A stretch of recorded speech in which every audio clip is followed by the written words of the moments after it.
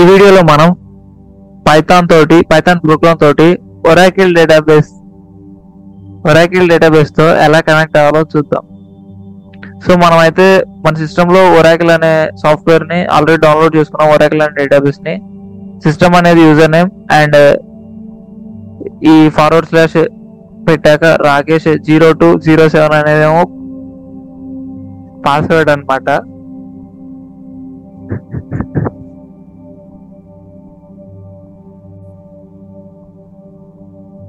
So connect అవ్వాలంటే మనం అయితే ఈ సిస్టమ్ అనేది యూజ్ చేసుకొని యూజర్ నేమ్ అనేది సిస్టమ్ అనమాట. వైల్ డౌన్లోడింగ్ మనం ఒరాకిల్ డేటాబేస్ డౌన్లోడ్ చేసేటప్పుడే మనం అయితే user name as well as password set చేసుకోవాల్సి ఉంటుంది అనమాట. సో మేమైతే సిస్టమ్ అని యూజర్ నేమ్ అండ్ పాస్వర్డ్ వచ్చేసరికి రాకేష్ 0207 అని క్రియేట్ చేసుకున్నాము. సో దట్ కనెక్ట్ అవ్వడానికి. కనెక్ట్ అయిన తర్వాత మన ఇష్టం అనమాట, దాన్ని ప్రాసెస్ చేసుకోవచ్చు మన డేటాని. మనమైతే పైథాన్ యూస్ చేసుకొని పైథాన్ కోడ్ యూస్ చేసుకొని ఎలా కనెక్ట్ అవ్వాలో చూద్దాం. సో నేనైతే ఒక పైథాన్ ఫైల్ ని డైరెక్ట్ దీంట్లో పైథాన్ లో ఓపెన్ చేస్తున్నాను.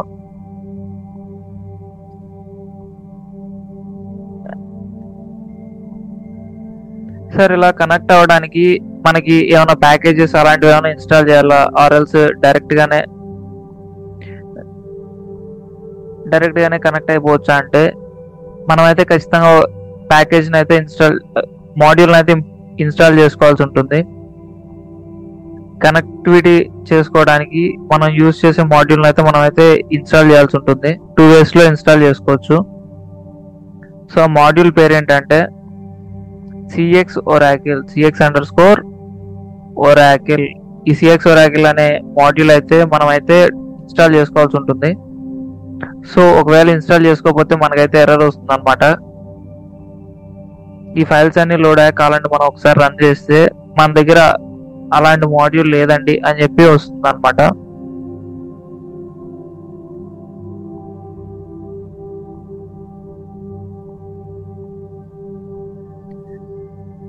సో మనం అయితే CX Oracle అనే దాన్ని ఇక్కడైతే ఇంపోర్ట్ చేసుకోవాల్సి ఉంటుంది.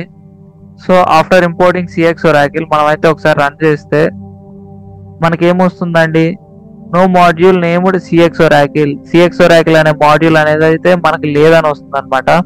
సో మనం అయితే దీన్ని 2 ways లో ఇన్స్టాల్ చేసుకోవచ్చు.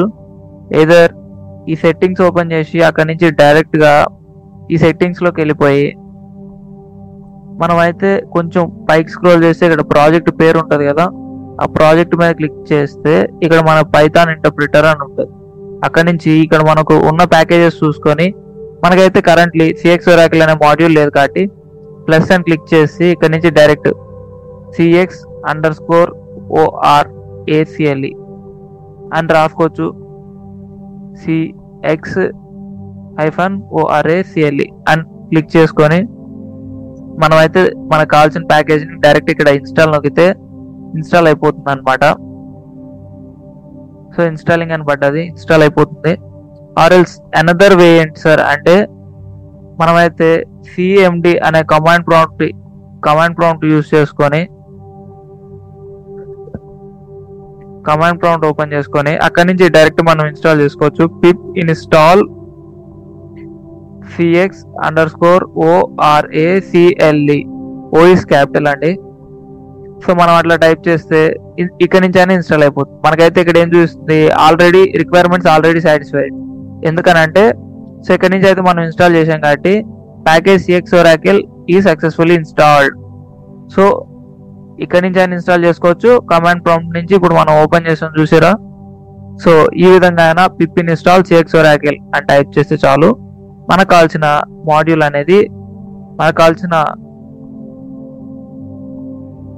అనేది ఇంపోర్ట్ అయిపోతుంది అనమాట. సో ఈ 2 ways లో చేసుకోవచ్చు మనం. ఆ తర్వాత అగైన్ ఇప్పుడు రన్ చేస్తే ఏంటంటే మనకు అటువంటి ఎర్రర్ అయితే రాదు. సో ఇక్కడ చూసుకుంటే ఎర్రర్ ఏం రాలేదు, ఎగ్జాక్ట్ గా రన్ అయిపోయి ప్రాసెస్ అయిపోయింది. సో ఈ విధంగా మనం అయితే ఈ మాడ్యూల్ అయితే ఇంపోర్ట్ చేసుకోవాలి. ఆ తర్వాత కనెక్షన్ ఎస్టాబ్లిష్ చేసి నేనైతే ఒక వేరియబుల్ లో స్టోర్ చేసుకుందాం అనుకుంటున్నాను. సో కనెక్షన్ కోసం మనం ఏం వాడతామంటే CX_ORACLE Oracle డాట్ కనెక్ట్ అనే కమాండ్ వాడుకొని మనం అయితే మన ఒరాకిల్ డేటాబేస్ తోటి కనెక్ట్ అవుతాం అనమాట. సో యూజర్ నేమ్ రాయాలన్నమాట first. So user name / password రాసుకోవాలి. సో పాస్వర్డ్ ఏంటండి, ఈ సిస్టంలో అయితే ఇప్పుడు కరెంట్లీ నేను యూజ్ చేసే సిస్టమ్ అయితే పాస్వర్డ్ ఏముందండి, capital RAKESH 0207 is my password. So అలానే మీరు ఈ ఒరాకిల్ డౌన్లోడ్ చేసుకున్నప్పుడు ఏదైతే పాస్వర్డ్ పెట్టుకుంటారో, ఏదైతే యూజర్ నేమ్ పెట్టుకొని / ఏదైతే పాస్వర్డ్ పెట్టుకుంటారో ఆ పాస్వర్డ్ తోటే మనం ఇక్కడ నుంచి కనెక్షన్ అనేది ఎస్టాబ్లిష్ చేసుకోవచ్చు మన పైథాన్ కోడ్లో. ఒకవేళ పాస్వర్డ్ కన్నా తప్పు కొడితే కనెక్షన్ అనేది ఎస్టాబ్లిష్ కాదండి.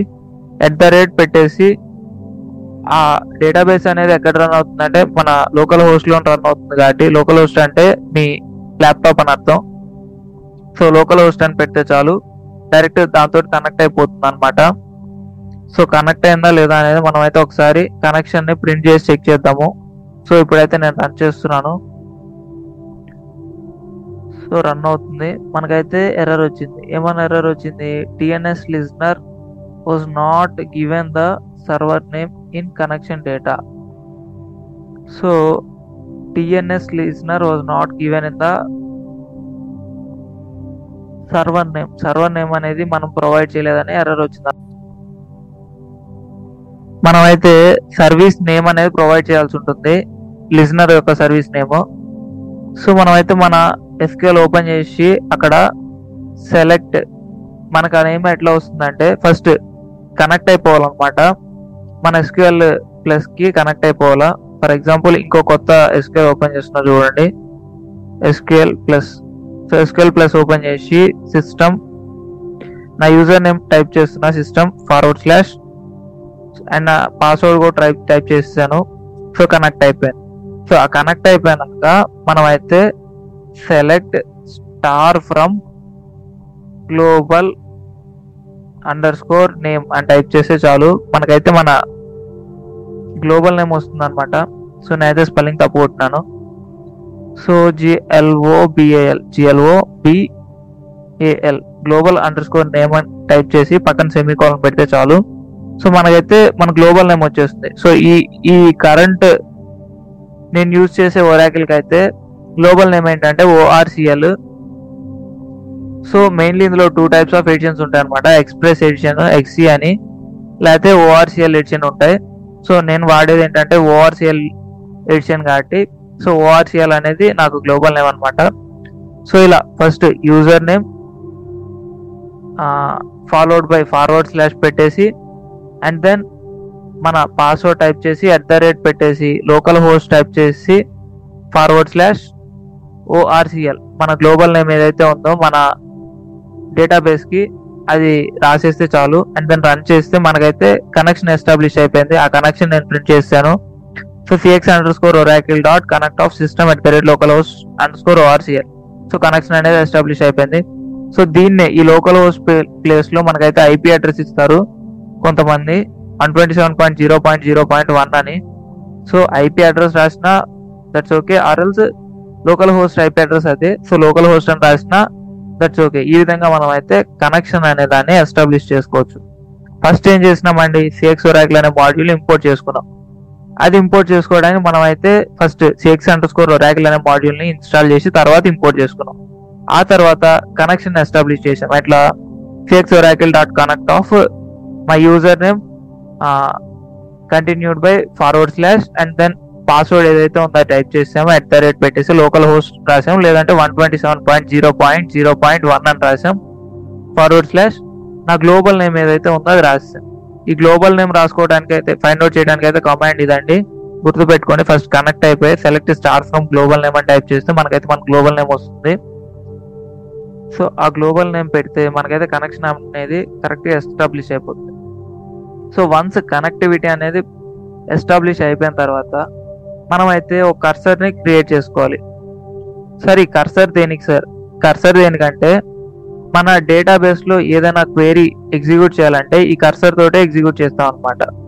సో connection.cursor అని చెప్పి మనమైతే కర్సర్ ని క్రియేట్ చేసుకోవాల్సి ఉంటుంది.